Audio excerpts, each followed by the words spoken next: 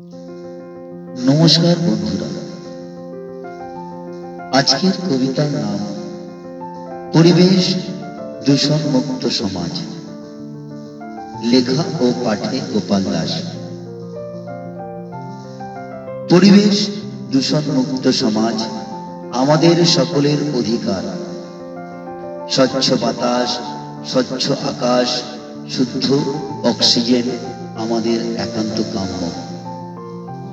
তবে আজ চারিদিকে চেয়ে দেখি এক অন্য ছবি।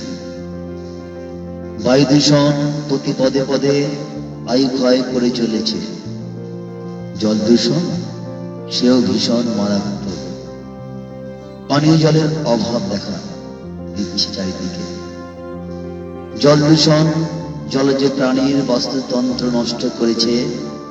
পশু পাখি জলের অভাবে দিশেহারা।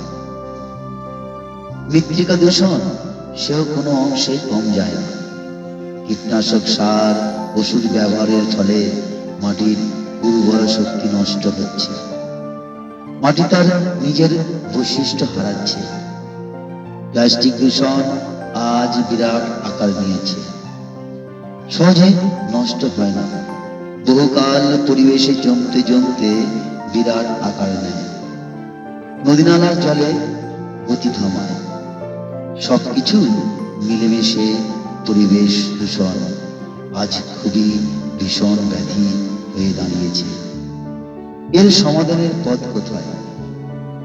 তাই গাছ কেটো না বন্ধু, গাছ কেটো না। নমস্কার।